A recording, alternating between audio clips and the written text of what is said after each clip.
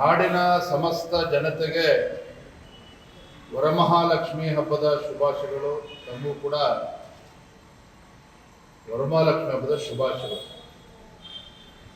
ನಿನ್ನೆ ದಿನ ರಾಹುಲ್ ಗಾಂಧಿ ಅವರು ದೆಹಲಿನಲ್ಲಿ ಇನ್ನು ಕಳೆದ ಲೋಕಸಭಾ ಚುನಾವಣೆಯಲ್ಲಿ ದೇಶದಲ್ಲಿ ಮತ್ತು ಕರ್ನಾಟಕ ರಾಜ್ಯದಲ್ಲೂ ಸಹ ಬಹಳಷ್ಟು ಚುನಾವಣೆಯಲ್ಲಿ ಅಕ್ರಮಗಳು ನಡೆದಿದೆ, ಮತದಾರ ಪಟ್ಟಿಯಲ್ಲಿ ಅಕ್ರಮ ನಡೆದಿದೆ, ನಕಲಿ ಮತದಾರರು ಆ ಪಟ್ಟಿಯಲ್ಲಿ ಸೇರ್ಕೊಂಡಿದ್ದಾರೆ. ಈ ರೀತಿ ಅನೇಕ ವಿಚಾರಗಳನ್ನ ನಿನ್ನೆ ದೇಶದ ಜನತೆ ಮುಂದೆ ತೆರೆದಿಡ್ತಕ್ಕಂಥ ಕೆಲಸವನ್ನ ಮಾಡಿದ್ದಾರೆ. ರಾಹುಲ್ ಗಾಂಧಿ ಅವರ ಹೇಳಿಕೆ ನಂತರದಲ್ಲಿ ನಮ್ಮ ರಾಜ್ಯದಲ್ಲೂ ಕಾಂಗ್ರೆಸ್ಸಿನ ಹಿರಿಯ ನಾಯಕರು ಮೂರ್ಖರಂತೆ ಮಾತನಾಡಿದ್ದಾರೆ. ನರೇಂದ್ರ ಮೋದಿಜಿಯವರು ಪ್ರಧಾನಮಂತ್ರಿ ಸ್ಥಾನಕ್ಕೆ ರಾಜೀನಾಮೆ ನೀಡಬೇಕು,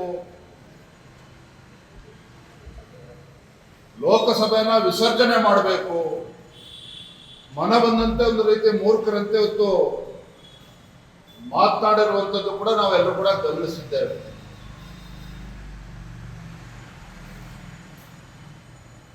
ಇವತ್ತು ವಿಶೇಷವಾಗಿ ಮಹದೇವಪುರ ವಿಧಾನಸಭಾ ಕ್ಷೇತ್ರದಲ್ಲಿ ಸಾಕಷ್ಟು ಅಕ್ರಮಗಳು ಆಗಿದ್ದಾವೆ ಅಂತೇಳಿ ನಿನ್ನೆ ಆರೋಪ ಮಾಡಿದ್ದಾರೆ. ಈ ವಿಚಾರವಾಗಿ ಈಗಾಗಲೇ ಅರವಿಂದ್ ಲಿಂಬಾವಳಿ ಅವರಿಗೆ ತಿಳಿಸಿದ್ದೇವೆ. ಅವರು ಇವತ್ತು ಬಂದದ್ರ ಬಗ್ಗೆ ಸಂಪೂರ್ಣವಾಗಿ ಮಾಹಿತಿಯನ್ನ ಪತ್ರಿಕಾಗೋಷ್ಠಿ ಮೂಲಕ ನೀಡುತ್ತಾರೆ. ಆದ್ರೆ ನಾನು ಈ ಸಂದರ್ಭದಲ್ಲಿ ಹೇಳುವಂಥದ್ದು,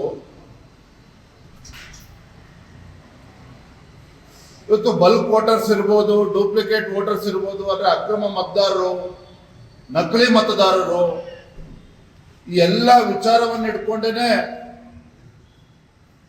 ಚುನಾವಣಾ ಆಯೋಗ ಸ್ಪೆಷಲ್ ಇಂಟೆನ್ಸಿವ್ ರಿವಿಷನ್ ಅನ್ನ ಮಾಡ್ತಾ ಇರುವಂತದ್ದು. ರಾಹುಲ್ ಗಾಂಧಿ ಅವರು ಈ ರೀತಿ ಅಕ್ರಮಗಳು ಆಗ್ತಾ ಇದೆ ಅಂತೇಳಿ ಆರೋಪ ಮಾಡ್ತಾ ಇದ್ದಾರೆ ಅಂತ ಹೇಳಿದ್ರೆ, ಯಾಕೆ ಬಿಹಾರಲ್ಲಿ ಇದನ್ನು ವಿರೋಧ ಮಾಡ್ತಾ ಇದ್ದೀರಿ? ಬಿಹಾರಲ್ಲೂ ಕೂಡ ವೋಟರ್ ಲಿಸ್ಟ್ ಅನ್ನ ಸರಿಪಡಿಸಬೇಕು ಅಂತ ಹೇಳಿ ಚುನಾವಣಾ ಆಯೋಗ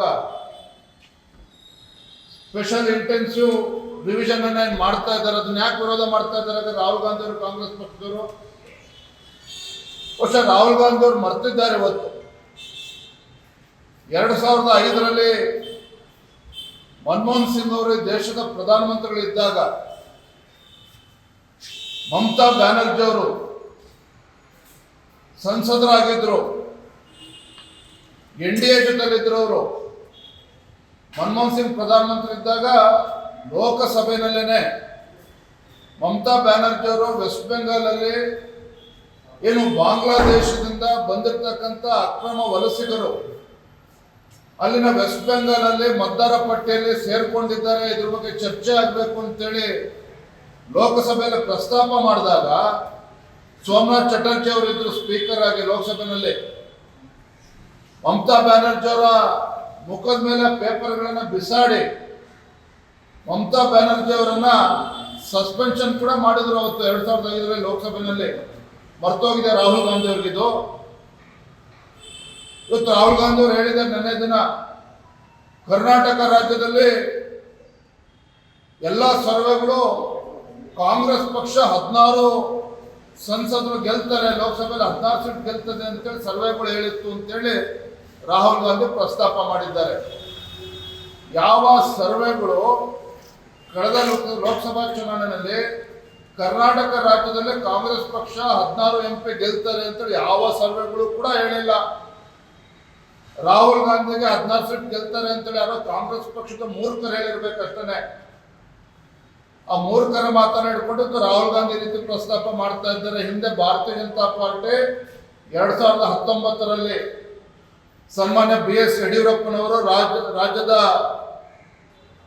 ಅಧ್ಯಕ್ಷರಿದ್ದಾಗ 25 ಸಂಸದರನ್ನ ಭಾರತೀಯ ಜನತಾ ಪಾರ್ಟಿ ಕಳಿಸ್ಕೊಟ್ಟಿತ್ತು. ಭಾರತೀಯ ಜನತಾ ಪಾರ್ಟಿ 25 ಸಂಸದರನ್ನ, ಅತಿ ಹೆಚ್ಚು ಸಂಸದರನ್ನ ಕರ್ನಾಟಕ ರಾಜ್ಯದಿಂದ ಕಳಿಸ್ಕೊಟ್ಟಿತ್ತು. ಆದ್ರೆ ಈ ಬಾರಿ ಬಿಜೆಪಿ JDS 17 ಸ್ಥಾನ ಅಷ್ಟೇ ಗೆದ್ದಿರೋದು 2025ರ ಲೋಕಸಭಾ ಚುನಾವಣೆಯಲ್ಲಿ. ಅದರ ಅಕ್ರಮ ಆಗಿದೆ ಅಂತ ನಾವು ಹೇಳ್ಬೇಕಾ ಭಾರತೀಯ ಜನತಾ ಪಾರ್ಟಿ? ಈ ರೀತಿ ಮನಬಂದಂತೆ ಮಾತನಾಡಿರುವಂಥದ್ದು.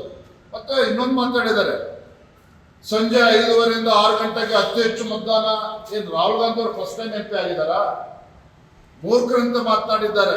ಇಡೀ ದೇಶದ ಜನತೆ ಗೊತ್ತಿದೆ, ಕರ್ನಾಟಕ ರಾಜ್ಯ ಅಷ್ಟೇ ಅಲ್ಲ, ಇಡೀ ದೇಶದಲ್ಲಿ ಯಾವುದೇ ರಾಜ್ಯಕ್ಕೆ ಹೋದ್ರೂ ಸಹ ಸಂಜೆ 5 6 ಗಂಟೆ ಒಳಗೆ ಬಿರುಸಿನ ಮತದಾನ ಆಗ್ತಕ್ಕಂಥದ್ದು ಸಹಜ. ಕಾರಣ ಬಿಸಿಲು ಕಡಿಮೆ ಇರ್ತದೆ ಅನ್ನೋ ಕಾರಣಕ್ಕೆ ಅತಿ ಹೆಚ್ಚು ಮತದಾನ ಆಗ್ತದೆ. ಎಲ್ಲಾ ಪಕ್ಷದ ಕಾರ್ಯಕರ್ತರು ಸಹ ಮತದಾರರ ಮನೆಗೆ ಹೋಗಿ ಮನವೊಲಿಸಿ ಕರ್ಕೊಬಂದು ಮತದಾನ ಮಾಡ್ತಕ್ಕಂಥ ನಿಟ್ಟಿನಲ್ಲಿ ಶ್ರಮನ ಹಾಕ್ತಾರೆ. ಇವೆಲ್ಲದೂ ಕೂಡ ಗೊತ್ತಿದ್ರು ಸಹ ಈ ರೀತಿ ಸೋಲಿನ ಹತಾಶೆಯಿಂದ ರಾಹುಲ್ ಗಾಂಧಿ ಅವರು ಕಾಂಗ್ರೆಸ್ ಪಕ್ಷ ಮಾತನಾಡಿರುವುದೇ ಹೊರತು ಇದರಲ್ಲಿ ಯಾವುದೇ ಬಹಳ ಹುರುಳಿದೆ, ಏನೋ ಬಹಳ ಕಳೆದು ಗುಡ್ಡವನ್ನ ಕಳೆದು ಹಾಕ್ತಾರೆ ಅಂತ ನಾವೇನು ಭಾವಿಸಿದ್ವಿ. ಎಲ್ಲವೂ ಕೂಡ